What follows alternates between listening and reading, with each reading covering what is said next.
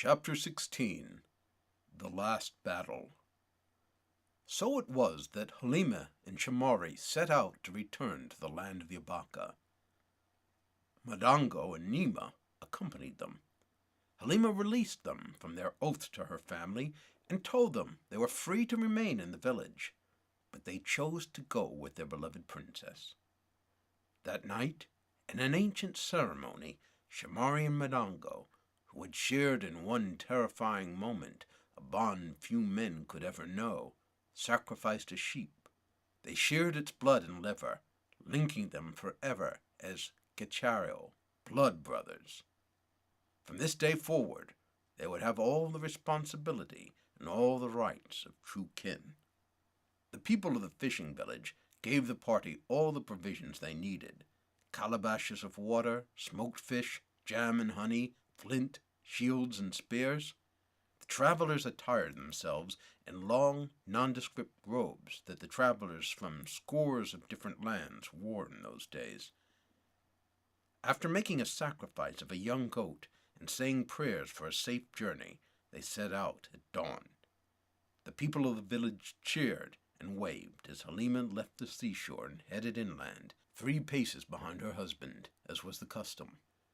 Madango and Nima took up the rear, carrying baskets of food and supplies on their heads. Along the way, kinfolk of Halima, and others still loyal to her family, furnished the party with food and shelter as they passed from village to village en route to the Great Silver Mountain. On the 3rd day of their journey, they stayed among the cowherds of the lowlands, who were known for breeding big, healthy longhorns.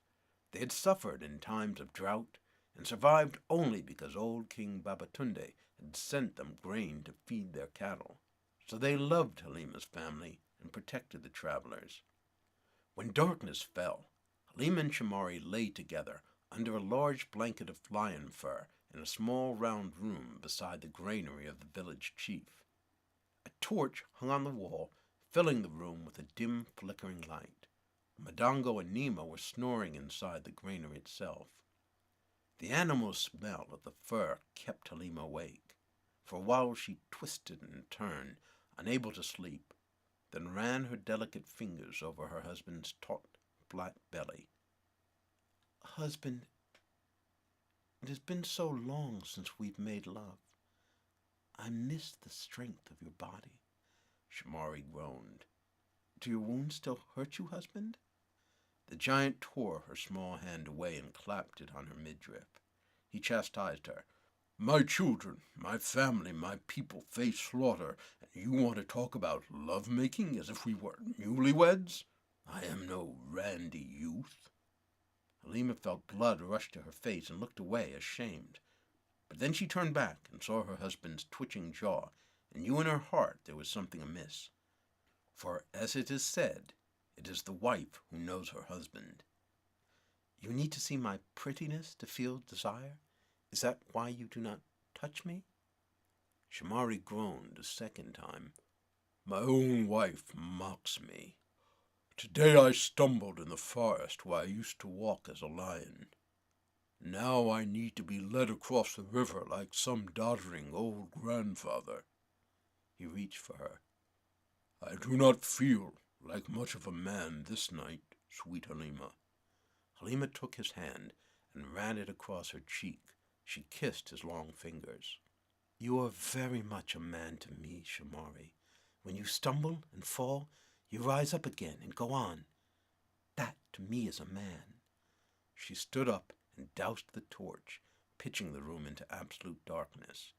"Now, in this darkness, forget you are blind, Shamari, and make love to me, as you did on our wedding night." She knelt beside him in the darkness and stroked him gently so that he swelled in her hand. Soon she could hear him taking deep breaths and felt his pelvis begin to rise and fall. He arched up, his manhood pushing through her hands, as solid as a stout young tree. He began to chant her name again and again. "Halima, Halima, Halima." When he stood straight up like a spear stuck in the mud, Halima climbed over him and squatted gingerly down. Now when he parted the petals of her womanhood and entered her, it was like she was a virgin being penetrated for the first time. Halima threw back her head and shrieked. All the pain, all the months of separation that had passed, only sweetened their love-making now. Jolts of joy and passion shook her to the core. She rode him, thrashing, hands holding her belly to protect her unborn child from Shamari's powerful animal strokes. Yes, this was taboo. She knew it. But if she could lay with that pig-olic body while she was with child, the great one in the sky would surely forgive her for once making love with her own husband. Blood rushed from her head to her groin, leaving her dizzy and full of wild abandon. All inhibitions fled her as she squirmed and rocked on the immense shaft of the bucking black stallion beneath her. Soon she was possessed by delicious dreams, and to her mind there came unbidden a crowd of wicked fantasies. She thought of all the men who had passed through her life, and in her mind now each one marched in and took his turn with her. She dreamed of Madango, how the sight of his manhood crowded into his loincloth excited her first feelings of passion, and for a few moments it was him rising up into her. She dreamed of the handsome deserter who wanted to rape her like an animal on the forest floor and make her his queen in a new country to the north, and for a time it was his greedy hand stroking her breast. She thought of Hassani, Shamari's virile son, who sought her for her beauty, and next it was his young, powerful body that worked her tirelessly.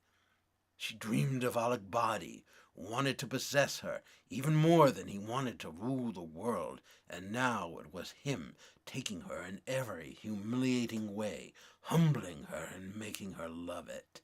She dreamed of the brave, mysterious Kemu, and it was he teaching her the secret tricks of love-making learned in a lifetime of travels.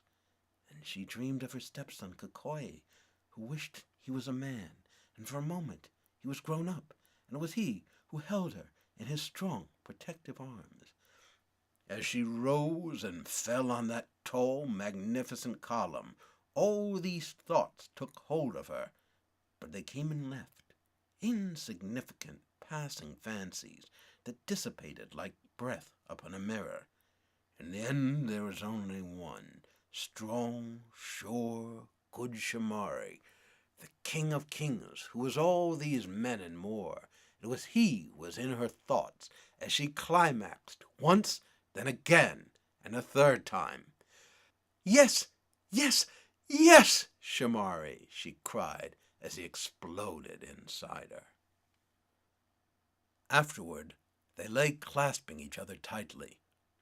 He grabbed hold of her and pulled her close, kissing her throat and nuzzling her cheek against his with desperate longing. How sweet this moment was. "If we must die tomorrow, we will die happy," she thought. In the distance, they heard the staccato beat of the talking drum. They sat up in unison, listening intently. Solemnly, Shamari interpreted, "The army of Al-Badi is on the march, 12,000 strong. They are only one day behind us. At dawn, we must pick up our trek again and quicken our pace." The next day they arrived in the town of Ampara, in the hills where the clan of Halima's family lived. To frustrate invaders, the town was completely encircled by a thick hedge of Iboria bush, the leaves of which, when scratched, let out a burning white sap that scalds the skin. The village sentinel led the visitors safely through a maze-like tunnel into the village interior. Inside were neat rows of houses built of mud and clay. Shaped like vases, the walls were smooth and varnished. They looked to Halima like the work of a potter more than an architect. Here, according to customs handed down from father to son, the smiths forged unbreakable iron in furnaces that heated to temperatures that rivaled that of the fiercest volcano. The technique was secret, but it was said that the smiths mixed droplets of their own blood with the ore in a bubbling cauldron of molten metal, while saying arcane prayers and incantations over it. Then the strong-backed men beat and hammered the iron into fine spears, plowshares, and swords. They traded them to kingdoms all over the continent, for they were legendary for their beauty and durability. Billowing cloud of yellow and black smoke hovered above the smith's large stone furnaces.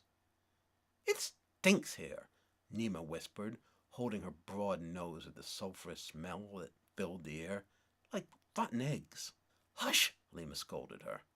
"The welcoming party comes to greet us." It was crucial that their contact here was successful, for they hoped from among Halima's kin to secure troops to travel with them to the Silver Mountain and reinforce the Abaka. A group of burly men, biceps huge from wielding blacksmith's hammers, approached them, holding their long, newly forged spears point forward. The four travelers drew together. Out of the welcoming party strode the chief of the village, Halima's cousin Sahali, a middle-aged man with a comfortable paunch. Dango spoke up, introducing them. "Sir, this is the Princess Halima, daughter of Babatunde, your kinsman. I know who you are," the chief interrupted him. "You are fugitives wanted for treason against the crown." Halima stepped forward angrily. "I am the daughter of the king of this country. How can I be called a traitor?" "That is for others to decide," said Chief Sahali. "We have been told to hold you until troops from the army of King Alagbadi arrive." Halima stamped her foot into the dusty ground. "We are kin. The blood of my family is in your veins. You cannot betray me." The chief of Ampara replied, "Alagbadi is a good king, prudent and generous. We prospered under him. By making peace with the Zimbai, he has made the roads safe at last for merchants, so that we can exchange our swords and spears for goods from other lands. He is, of course, himself our best customer, and our taxes are low, only 1 arrow for each family each year." Halima shook her head in disbelief. "If you hold us here, my cousin, you condemn us to death." "That is none of my business." His voice sharpening, he commanded, "Throw down your weapons." The men of the village quickly made a circle around the group. There were at least 3 dozen of them. Shamari cried to Chief Sahale, "We will not be disarmed." The chief waved his hand, pointing to all his men. "You cannot win. Then we will die standing." There were mumbled comments of admiration among some of the young men. They spent their days polishing shiny blades, but never in their lives had cause to use them in anger. They only dreamed of battle and glory. The chief sighed, "All right, hang on to your weapons. But still we will watch you and keep you here until the troops of Alagbadi arrive." They were ushered to a small, dingy shed, a place filled with cast-off pieces of metal, twisted and misshapen, like dreams that had gone awry and become nightmares. The 4 travelers sat on the earthen floor, surrounded by the grotesque, half-completed objects. Guards paced outside, making sure they didn't attempt to steal away into the night. Badongo cast his eyes about their dismal surroundings and ran a hand over his smooth scalp. "It seems we are at the end of our journey." Nima embraced him, quivering with fear. "What will happen to us?" It was ignoble, Halima knew, but she was sure that by us, Nima meant Madongo and herself, for Halima and her husband surely faced only one possible fate: quick execution. Shamari stood up and beckoned his wife. "Halima, sing to us. Give us courage." Halima sang with all her heart an ancient song of her people that had come with her family from the old land. Her strong, brave voice carried outside and across the midnight air. "This is my land. This is my native soil. Do not take it from me, or I will die. This is my mother's breast. These are my brothers. Do not make me leave them. I fear to walk alone." As she sang on, sharp-eared Shamari whispered to the others, "Listen." Madongo and Nima, craning at the tiny slit of the window, could hear outside a low, soft whistle of a wind instrument accompanying Halima. "There are many of our kin here," Madongo observed. "Perhaps they will help us." Nima suggested hopefully. We will see, Halima replied, her song complete. Now let us sleep, for I think tomorrow will be a hard day. The next morning they were wakened by the strident beat of war drums. Still sleepy-eyed, they wandered out of the shed into the glaring light of day. The village square was full of bare-chested warriors in the full regalia of the people of the Snake. Most of the townspeople were out as well to see the confrontation. Halima shuddered with dread as the three-fingered general of King Aligbadi emerged from the troop of 60 or so warriors. She'd hoped he'd been drowned. His eyes gleamed when he spied Halima and the others, as Chief Sahali escorted him to the prisoners. Masamakali stalked in a wide circle around them, sizing them up as though they were cattle meant for slaughter, and he was reckoning how many guests they would feed and who would receive the choicest cuts. When at last he was face to face with Halima, he leaned in and hissed in the language of the people of the Snake. You have hurt my beloved master, Alagbadi, greatly with your betrayal. He pines for you like a lovesick boy. For that, you will suffer before you die. Before I and my men are done with you, you will curse the day the Great One made you a woman. King Sahale, who stood a few yards back, called out gruffly, Take them and be gone. We have work to do here. Halima's mind rebelled against the fate Masamakali decreed for her. She pushed past the three-fingered man and ran out in front of the villagers. She cried out with all the strength of her lungs, Which of you are my kin? She ran to one old woman and gestured at her own cheek. Mother, do you not recognize this face? These eyes are your eyes. She stepped next to a man. Brother, do you not recognize this chin? This chin is your chin. She raced over to a slim young girl and held up her delicate hands. Sister, do you not recognize these hands? These are your hands. She clutched the startled girl's palms for emphasis. Halima spun and addressed the mob. My brothers, my sisters, my family, you cannot betray your own flesh. There were mumbles of agreement from the crowd.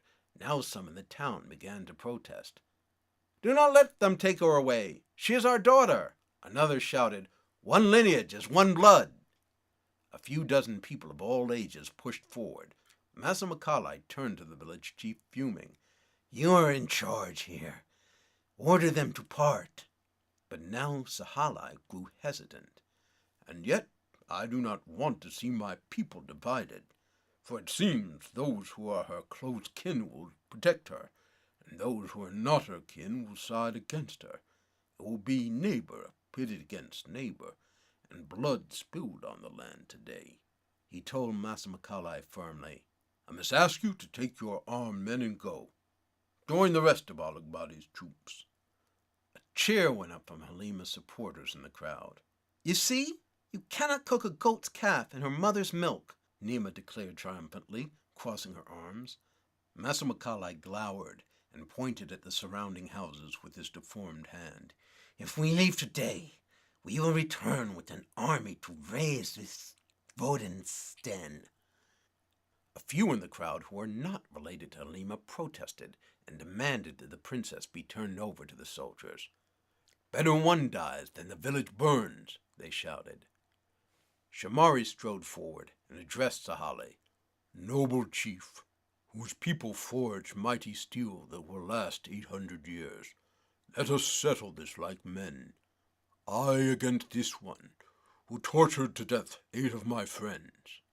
In mortal combat, if I am victorious, he'll give us free passage to the mountains. If I am killed, the rest of these travelers are his. The pot-bellied chief nodded, stroking his flabby chin. Then, pleased by this proposal, which spared his people from sharing in the bloodshed, he turned to Master Macaulay and asked if he would accept the challenge. The slave general narrowed his eyes, scowling uncertainly. He took in Shamari's huge bulk. The giant was muscled like a champion wrestler from his neck to his toes. Then Master Macaulay noticed the blank, glazed appearance of Shamari's eyes and recognized blindness. His sharpened teeth glimmered like those of a crocodile as he grinned. "I accept the challenge." A festive atmosphere seized the town now as people prepared the place in the village square where the fight was to take place. The townspeople, quite naturally, were pleased that the matter would be resolved without any of them losing their skin. The older men sized up the two combatants, arguing and wagering about who would win. Meanwhile, some of the young men drew a circle in the earth with lamb's blood and pounded bamboo stakes into the ground around it. The tops of the stakes were then sharpened into points as fine as needles and daubed with poison. Jugs of cooking oil were poured around the ring. At the commencement of the fight, the liquid was to be set on fire. Shamari stripped to his loincloth. As Nima greased down his giant frame, Madongo whispered a rapid-fire stream of advice. "He will be quick and cunning. Expect him to slip up behind you, early on." "Thank you, brother." Shamari embraced the shorter man and took the chance to whisper, "If I fail, see that my wife does not suffer." Madongo nodded somberly. Then Shamari hugged Halima and their lips brushed. "You are my hero," she whispered. "I will always love you."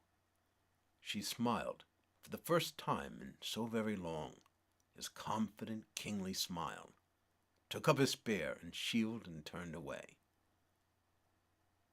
The two men entered the ring of death, slipping between the stakes, the oiled muscles of their backs shimmering in the scorching sunlight.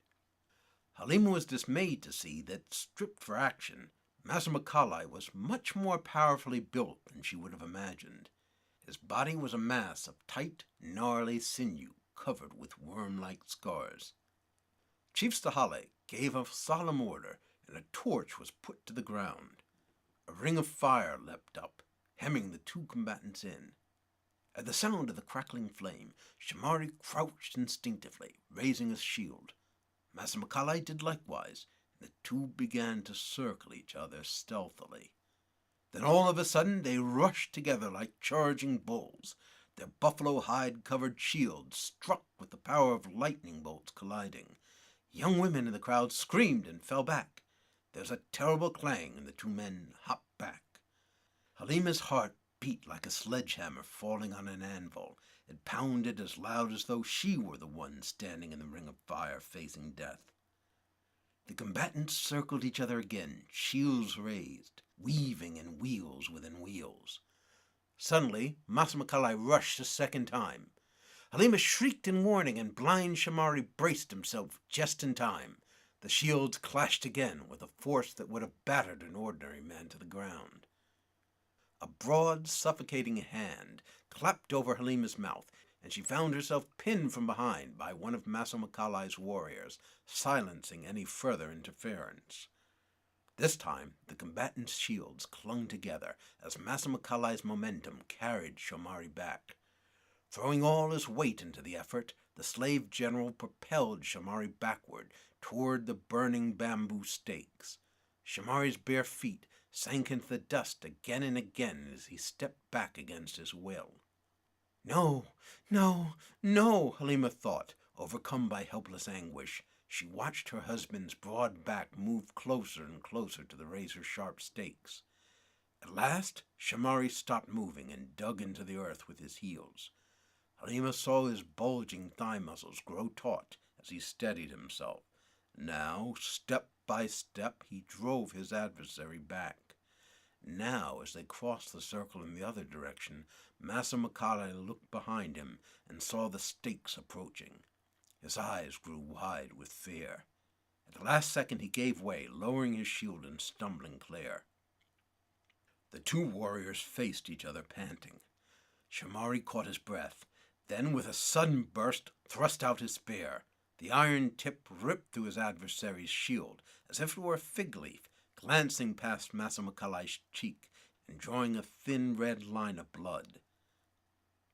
Shamari used his spear to pry the shield out of Masamakali's hand, and then, with an almost contemptuous gesture, he flung it out of the ring.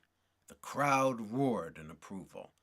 Masamakali scurried back, armed only with his spear now, which he clenched anxiously with his three-fingered hand. He looked like a frightened lizard. Shamari stood at the center of the ring, turning his spear this way and that, as if through it, like a water finder, he could divine his opponent's position. On cat feet now, Masamakali stole around behind Shamari and crept in for the kill. Halima sank her teeth into the hand of the warrior restraining her and struggled in his arms, but she was powerless as a kitten. She could not warn her husband. Some in the crowd cried out in protest at Masamakali's treachery, but in the hubbub of voices, Shamari couldn't make sense of the words of warning. He stood motionless as the treacherous Masamakali snuck up close behind him. The slave general's eyes shone like a vulture's descending on carrion. He aimed at the point between Shamari's shoulder blades and threw all his strength into one awful, final lunge. It was over. Halima shut her eyes against the bloody sight. She refused to see the weapon tear through her husband's back and come ripping out of his chest like a birthing child. She heard the bloodthirsty crowd roar in excitement, but still refused, absolutely refused to believe it. "No, no, no," she screeched, growing limp in the warrior's arms. She thought of Shamari lying in the dungeon of Kali and how she had refused to accept his debt, how she had prayed and he had returned to her. Again she refused to believe him dead. Her eyes shut tight. She pictured him darting out of the path of the spear in the nick of time and grabbing hold of his enemy. Yes, he has the vision of the inner eye, and with it he would see Masamakali creeping behind him, she told herself. He would have turned and seized him. They would have dropped their spears and grappled like wrestlers, and now, if I open my eyes, I will see them spinning together in a savage dance. Refusing to see anything else, Halima opened her eyes, and that indeed was what she saw. The two men, now unarmed, their spears on the ground, were locked together in a deadly embrace. Each had his hands on the other's throat as they stumbled around and around, each trying to knock the other down. Their nearly naked bodies were covered in blood and sweat and dust. The crowd was in a frenzy, Masamakali's men cheering wildly for the leader, Halima's kin chanting Shamari's name. It was brute strength against strength, and Masamakali's cunning could not save him now. His eyes were full of animal fright, for he knew he was going to die. In a swift movement, Shamari released his opponent's throat, reached down and took him by the waist. Masamakali's feet left the ground and fluttered, kicking, as Shamari lifted him overhead. Masamakali screamed in despair, a high-pitched, womanish cry, like some shrill bird of the forest. For a moment, Shamari held him aloft, as if restrained by pity. Then he brought the enemy down with all his strength, hurling him onto the bamboo stakes. The spears sheared through Masamakali's body like knives through butter. He writhed for a moment, spitting up blood, impaled in 4 different places. He shrieked in torment as the flames ate his flesh. Then he was still. His deformed hand hung limp at his side. Shamari, dripping in blood and sweat, dropped to his knees in the dust. The crowd cheered and converged on the circle, throwing buckets of water to douse the flames and tearing away the thicket of stakes. Halima rushed to her husband, who knelt, his chest heaving. He embraced her, burying his face in her bosom. "Now I know that the Great One in the sky is with us," he declared. "If we can reach home before the army of Alakbadi, I know that I can defeat him." Halima looked up and saw the silver mountain in the distance, awaiting her return. Before Halima left, Masamakali's second-in-command among the troops implored her to come back to Kali. "If we return without you, King Al-Gabadi will have our heads," he said ruefully. "Without you, he is nothing." Halima, touching her belly, told him, "Give this message to Alagbadi. I will not be back. My son will be back to claim his kingdom." Traveling all day and throughout the night, they arrived at the foothills of the Silver Mountain by noon the next day. There they saw that the rambling fields of bamboo that surrounded the pass to the upper reaches of the mountain had been trampled down to nothing.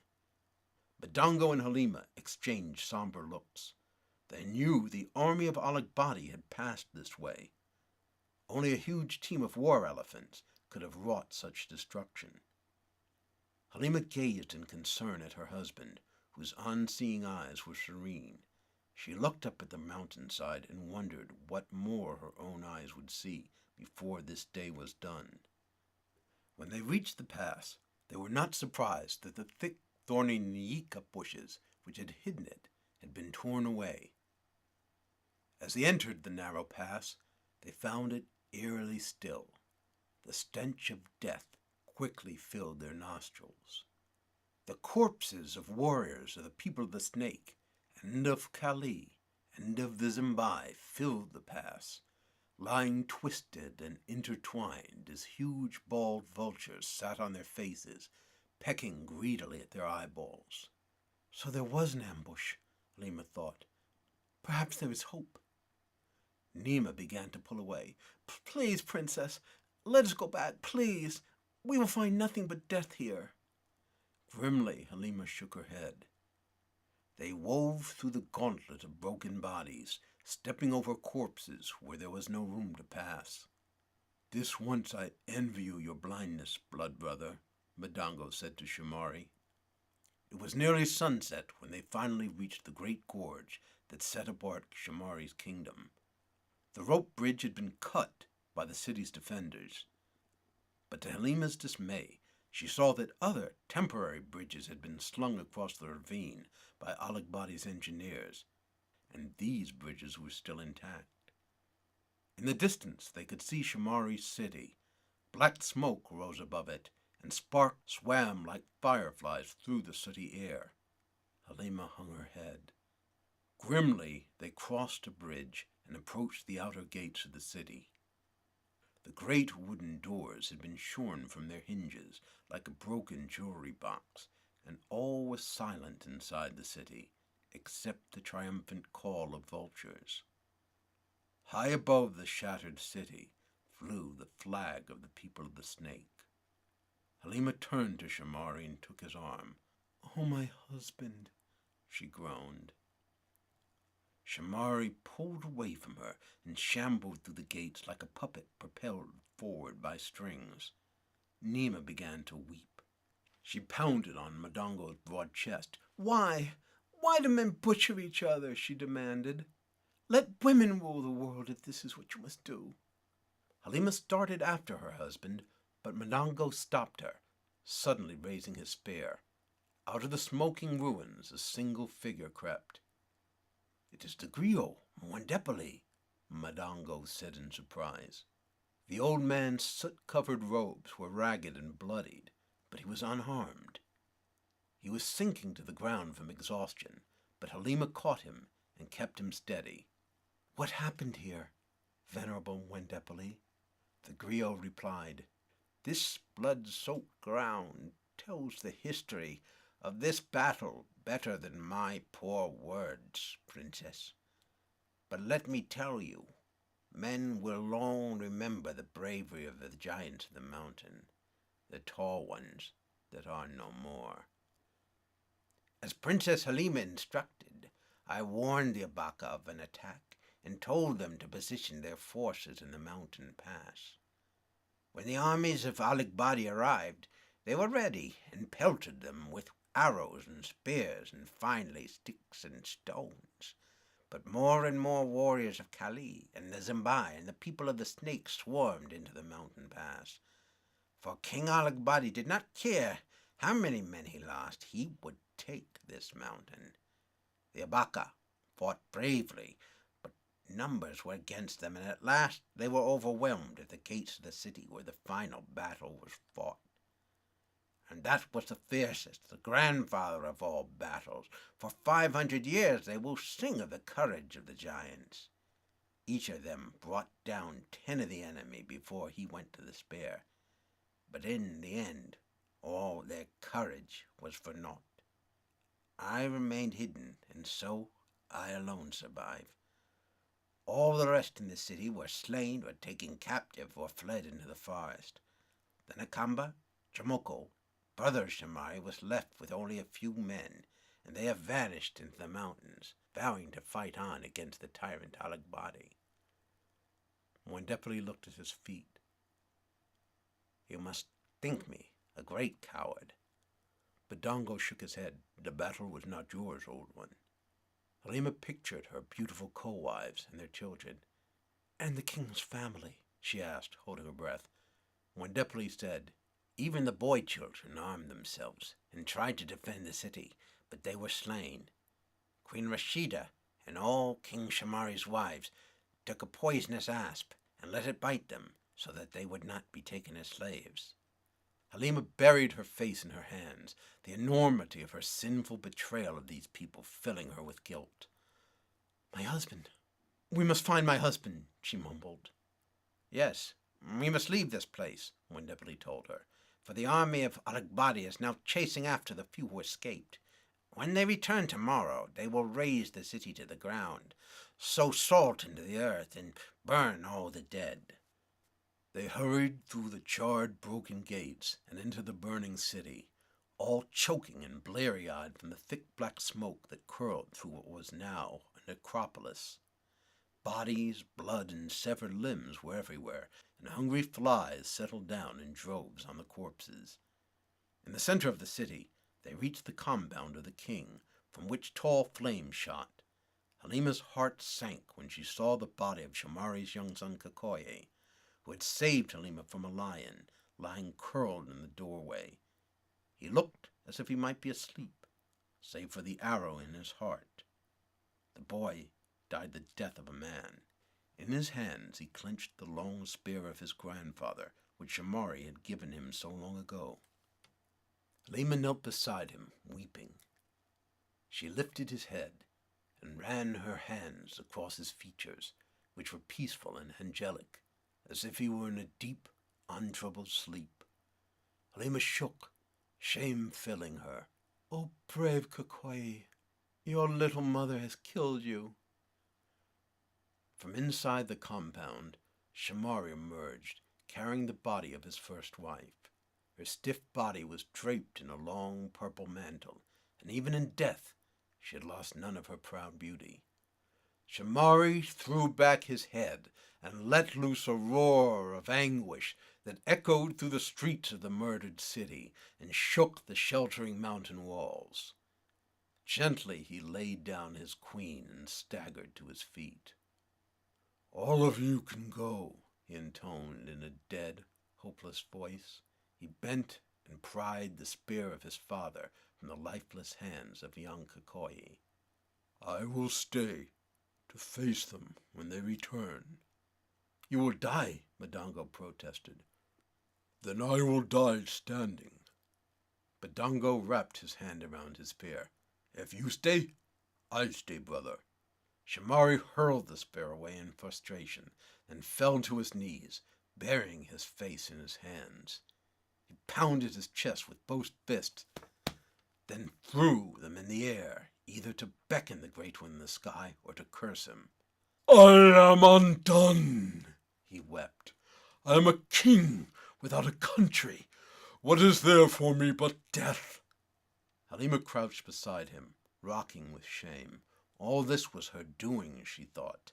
She was the vilest creature on earth, lower than the most degraded prostitute or vilest blasphemer, for it was she who, out of selfishness, had brought death upon this land. With her treason she had murdered the city. She, who'd been born to serve the people, had put her own passion above all else. She had sacrificed them all for her love of Shamari. And yet, she knew, in her heart of hearts, that she would make the same choice again. For her, right or wrong, that was the only choice. Halima stood up, a torrent of emotions welling within her. She pushed Shamari in aside and wrenched him to his feet. "Stand up! Stand up like a man!" she cried. She grabbed his hand and planted it on her belly. "This is your kingdom now, Shamari," she shouted. "I and your child, we are your kingdom, and I demand that you defend us." Halima's sharp words stung Shamari, and he turned to her slowly. Halima remembered that other man whom she and Nima had mocked as a king without a country.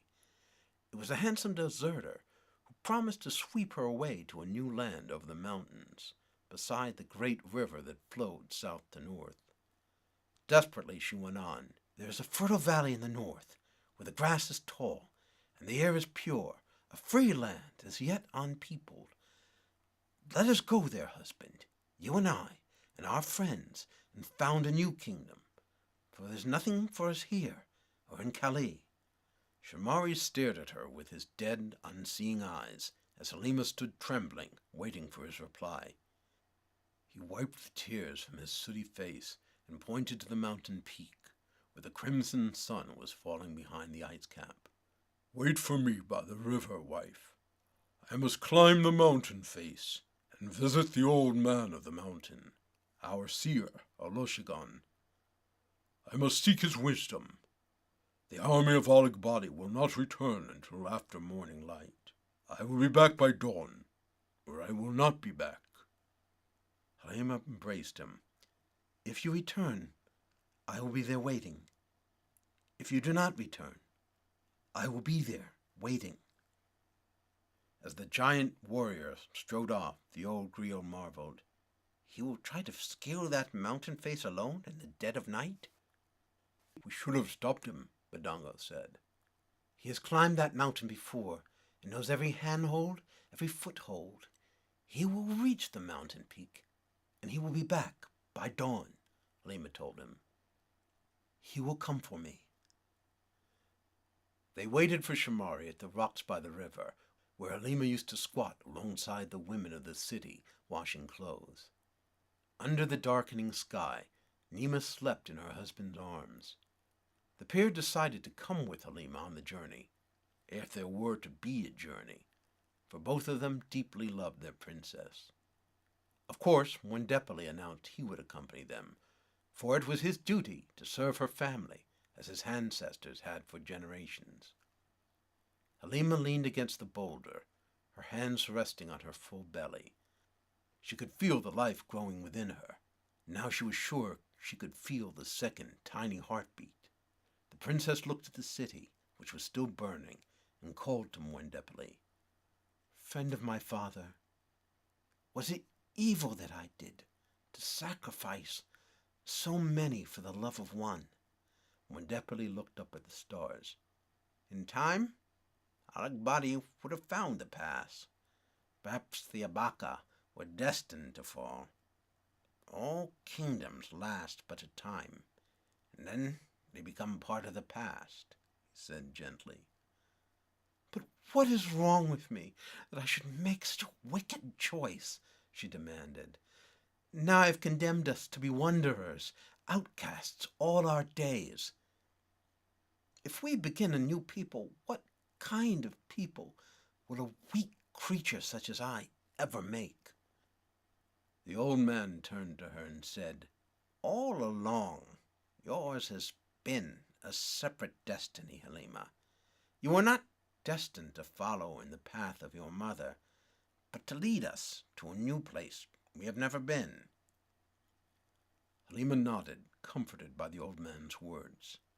She gripped in her palm the gift Kemu the merchant had given her, the seed of hope. She considered the legend that where it was planted a new golden age would spring up. Under the bright stars she wandered in and out of sleep. Such strange things she saw, her father and mother embracing, reunited in the afterlife, old Bimkubwa giving her milk and bread for a long journey, Rashida kissing her, offering her a dove. Then she saw a new land by a great broad river, where wheat grew as tall as an elephant's back.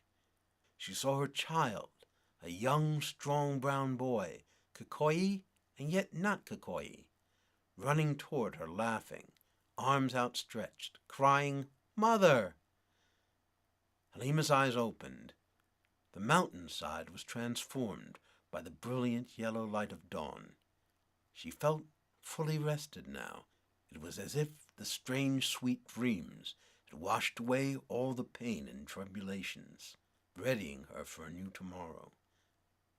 She was surprised to see that about 40 refugees from the fallen city, mostly women with small children, had drifted into their camp. They were bedraggled and disoriented, like woodland creatures slowly returning to their dens after a forest fire, and unable to comprehend that not only their homes, but the forest too was no more. They stood about, saying only a few words to each other, still too stunned to weep. What force brought them all to this one spot, Halima could not imagine. Nima, Wandepali, and Madango were already on their feet. Madango, looking around anxiously, helped Halima stand. "Halima, we must go. It is dawn. Soon Alagbadi's army will return." The fire was out of the city of the Abaka now. It sat peacefully, a single wispy column of smoke rising from the smoldering ruins. Halima shook her head. Nima, touching her own belly, put a fleshy arm around Halima's shoulder. "Princess, think of your baby." Halima shook her head again. "My husband will come for me," she told them with supreme confidence. "Look!" Wandepali exclaimed. Halima turned, and joy filled her heart as she saw Shamari striding toward her. Shamari moved like an older man now, with a sure, slow gait and serenity of a wise man. As he passed through the small crowd of lost souls, the people all gathered around him, some clinging to his robes with a mix of awe and desperate hope in their eyes. When Shamari was in the middle of the camp, he turned and addressed them all in a robust voice. "Come, follow me. We have a journey to make, and a new land to people." He looked at Halima, his deep brown eyes alive again, not with sight, but with feeling. He smiled and took her hand. Together they turned away from the destroyed city, as rain began to fall quietly on the last smoldering embers. Without a backward glance, they marched off, heading for the other side of the mountain, the far-off valley where their destiny lay. They walked 5 abreast, Shamari, Halima, Badango, Nima, and Wandepali, with their followers hurrying behind. As they left, Halima turned to her husband and asked, "What did the seer say?" Shamari told her, "The old man of the mountain sat with me and spoke these words. Your children will know grandeur, and they will know despair. They will walk as kings, and they will walk in chains. But they will always have courage, for in them is the blood of Titans." The end. We hope you have enjoyed this audio recording of The Blood of Titans, written by C. Michael Forsyth and narrated by the author. The book was copyrighted in 2012. This audio recording was produced by Freedom's Hammer Productions, copyright 2015. Please look for other books by C. Michael Forsyth: The Identity Thief, Hour of the Beast, and Sir Arthur Conan Doyle and Harry Houdini in The Adventure of the Spook House.